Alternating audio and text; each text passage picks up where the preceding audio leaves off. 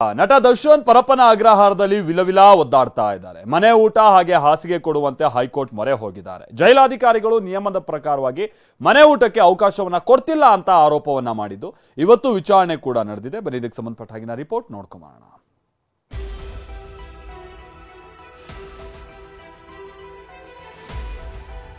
ಮನೆ ಊಟ ಹಾಸಿಗೆ ಕೇಳಿದ ನಟ ದರ್ಶನ್.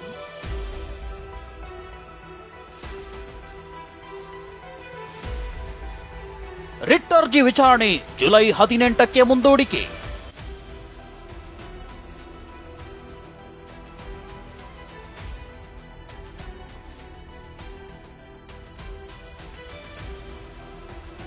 ದರ್ಶನ್ ಜೈಲು ಪಾಲಾಗಿ ಬರೋಬ್ಬರಿ 19 ದಿನಗಳಾಗಿವೆ. ಸಿನಿಮಾ, ಕಾಡು ಸುತ್ತಾಟ, ಪ್ರಾಣಿಗಳು ಎಂತೆಲ್ಲ ಹಾಯಾಗಿದ್ದ ದಾಸನಿಗೆ ಜೈಲಿನ ವಾತಾವರಣ ಒಗ್ಗಿಕೊಳ್ತಿಲ್ಲ. ಅದರಲ್ಲೂ ಊಟ, ನಿದ್ದೆಗೆ ದರ್ಶನ್ ಹಪಹಪಿಸುತ್ತಿದ್ದಾರೆ ಎನ್ನಲಾಗಿದೆ. ಹೀಗಾಗಿ ಊಟ, ಹಾಸಿಗೆ ಕೊಡುವಂತೆ ಹೈಕೋರ್ಟ್ ಮೊರೆ ಹೋಗಿದ್ರು. ಇವತ್ತು ವಿಚಾರಣೆ ಕೈಗೆತ್ತಿಕೊಂಡಿದ್ದ ಕೋರ್ಟ್ ಜುಲೈ 18ರವರೆಗೆ ವಿಚಾರಣೆ ಮುಂದೂಡಿದೆ.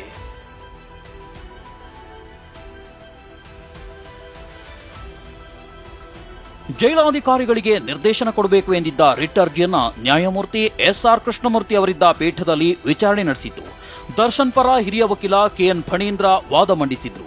ಜೈಲು ನಿಯಮಾವಳಿಯಲ್ಲಿ ಮನೆ ಊಟ ಕೊಡೋದಕ್ಕೆ ಅವಕಾಶ ಇದೆ, ಆದರೂ ದರ್ಶನ್ಗೆ ಮನೆಯ ಊಟ ಕೊಡೋದಕ್ಕೆ ಅವಕಾಶ ನೀಡಿಲ್ಲ ಅಂತ ವಾದಿಸಿದ್ರು.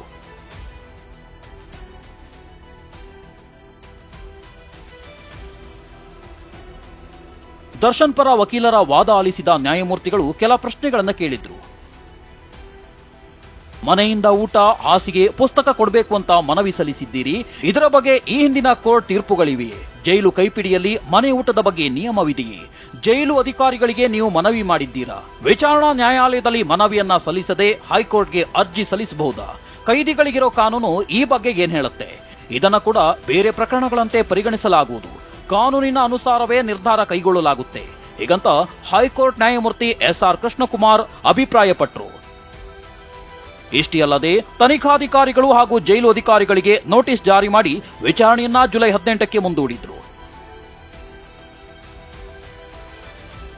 ಒಂದ್ ಕಡೆ ದರ್ಶನ್ ವಿಲವಿಲ ಅಂತಿದ್ರೆ, ಮತ್ತೊಂದ್ ಕಡೆ ಅಭಿಮಾನಿಗಳು ಆರೋಪಿ ದರ್ಶನ್ಗಾಗಿ ಹರಕೆ ಹೊತ್ಕೊಳ್ತಿದ್ದಾರೆ. ಮೈಸೂರಿನಲ್ಲೊಬ್ಬ ಅಭಿಮಾನಿ ದರ್ಶನ್ ಬಿಡುಗಡೆಯಾಗುವವರೆಗೂ ಚಪ್ಪಲಿ ಧರಿಸೋದಿಲ್ಲ ಅಂತ ಶಪಥ ಮಾಡಿದ್ದಾರೆ.